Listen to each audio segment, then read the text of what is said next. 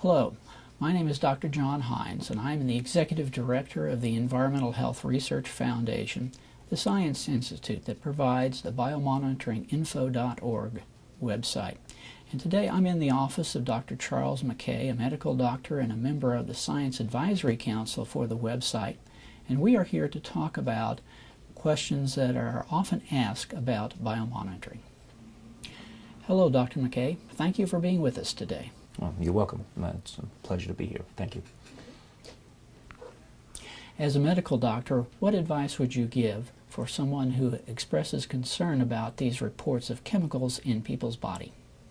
Well, we see this quite frequently. People will come in either because they've read one of the reports or because they've actually had some testing done on their own bodily fluids, and or they're concerned about the results that they get back. And I can almost always reassure them that there's nothing to be concerned about. The amounts of chemicals that are being measured are very, very small, and they're well below those that have been shown to cause health effects for almost all the chemicals that we're talking about. You know, the term chemicals, people tend to put this dichotomy up that, you know, we're talking about man-made chemicals and those are bad things, as opposed to some natural things that are somehow different. And they're all chemicals. It's just that, you know, we've gotten used to referring to them in different ways. But too much of anything or too little of some very important things can cause problems, no matter whether it came to you from the air, the food, the water, or something somebody else made. Are there health trends that help people understand whether they should be concerned about these reports of chemicals in the body? Well, that's interesting. People's general impression is that cancer rates are going up, or people are not having as good lives or long lives as they used to have. But the data actually shows the exact opposite. Lung cancer rates have gone up quite a bit over the last 4 years, but that's because of the increase in smoking over the previous period of time. We're actually seeing those rates dropping now in men as the number of men smoking has gone down. Hopefully that's going to happen with women too, as more of them quit smoking or don't take that up. Breast cancer rates, which every woman is concerned about, are actually falling and have been falling for the last 5 or more years. The general trend is for less cancer in most age groups. There are individual cancers in some age groups that are showing other trends. Those are where we ought to be paying some attention. Are there trends in life expectancy and cancer that also provide information about whether people should be concerned about the reports of chemicals in their body?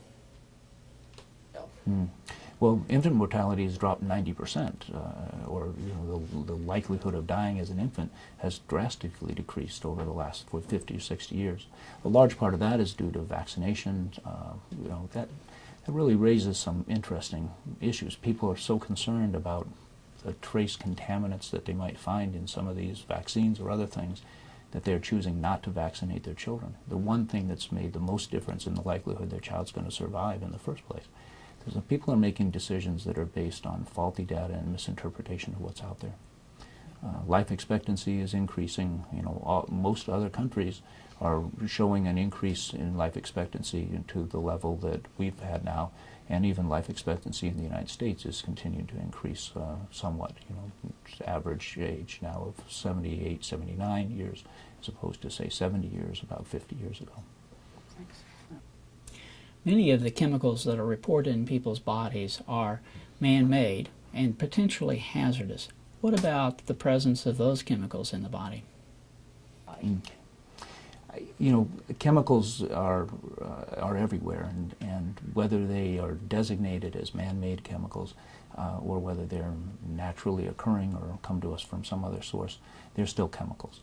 And it's not the existence of them that defines a hazard, it's their effect. And chemicals have, all chemicals have an effect. Either you take too much of something, even if it's oxygen, it can cause you problems. So it's really, the term hazardous chemical, it doesn't have a whole lot of meaning until you know what amount you're talking about, or in what population is being exposed, or in what setting they're getting that delivery. It's a fundamental principle of science that the dose makes the poison. How does that relate to these reports of chemicals in people's body? As well? Certainly does. The idea that a dose determines the effect is a major tenet of toxicology. There are certainly modifiers to that. Some people will metabolize chemicals at different rates because of genetic susceptibility or inherited traits, so that there can be some variation to that. But overall, that's still a basic premise that people should remember, that if you take in a very small amount of some chemical that in larger doses is harmful, it won't be harmful. If you take it in over a spaced period of time so that your body metabolizes and eliminates it before the next dose comes in, it won't be harmful. The dose and the delivery system, as well as your genetic makeup, really is what determines the toxicity. Why are chemicals from the environment found in people's bodies? Well, we find them because we look for them. Our analytic technology has really advanced remarkably over the last several decades, so that we're able to detect anything we want to practically in very, very small concentrations, often talking about parts per trillion, one molecule out of a trillion molecules that you go looking for. So it's possible to detect them because we look for them. If something is in our environment, we're going to have some of that as part of us just because we breathe, ingest, and inhale what's around us. Haven't some of these chemicals from the environment always been present in people's bodies? Yes, there's a lot of chemicals for which there are health guidelines out there, and those have been detected for years. Our ability to detect them at smaller and smaller amounts is now much better. So even as we try and get rid of some things, and lead is a good example of that, the amount of lead in the environment and the amount of lead in children's bodies is much, much, much lower than it used to be, but we can still detect it. So there's never a point where you'll hit a zero, because we're always going to be able to detect things. Does the presence of an environmental chemical in the body indicate a health risk for that individual? Well, the mere detection of any chemical doesn't tell you what the risk of that chemical is. There is a lot of information to be gained by biomonitoring studies to be able to provide some of that information of what a normal background range of concentrations are.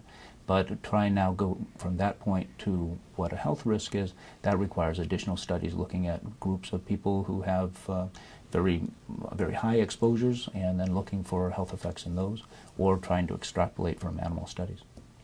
Would it be prudent for people to change their behavior based on the results of studies showing chemicals in their body?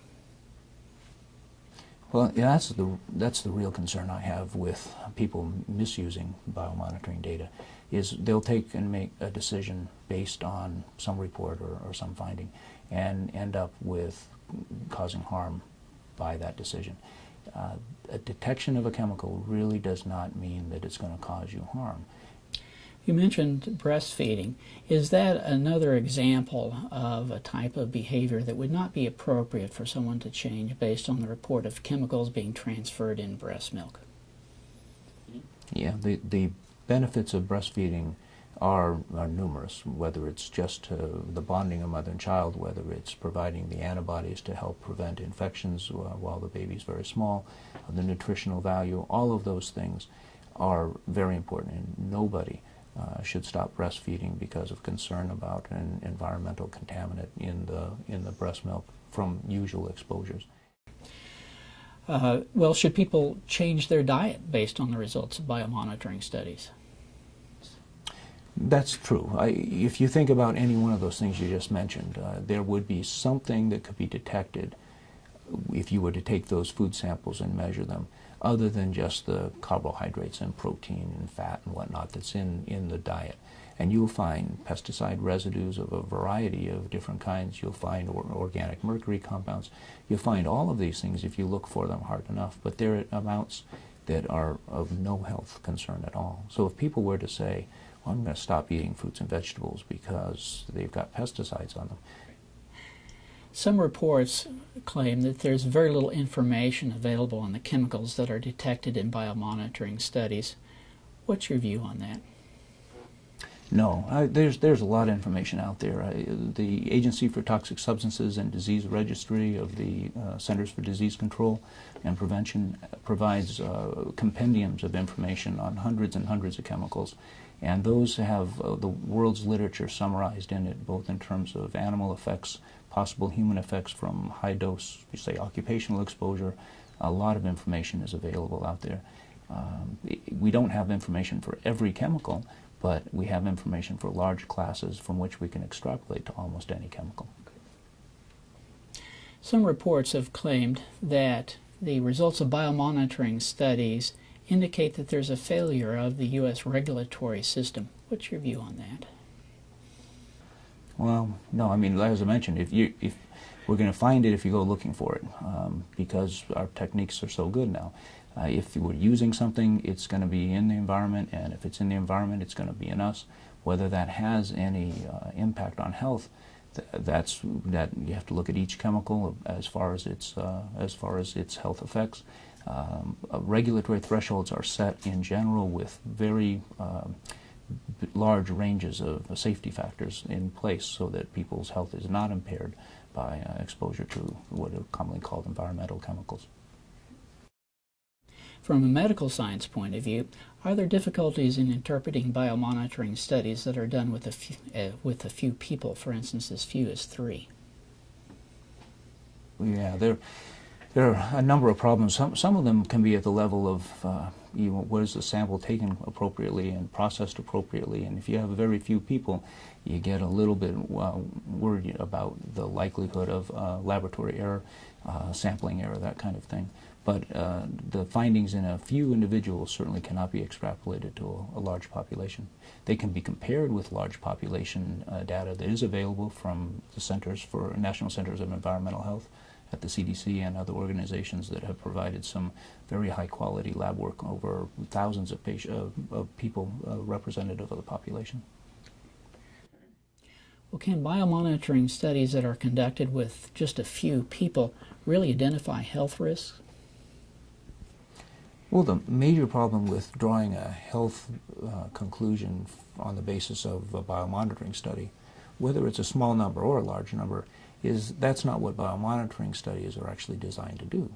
They're really designed to show how much is present in a population. And then to try and determine what those health effects might be, then you have to go looking at different things. Then you have to go looking at populations that have high exposures because of occupational or other environmental exposures, and try to see if there are health effects from well-designed studies.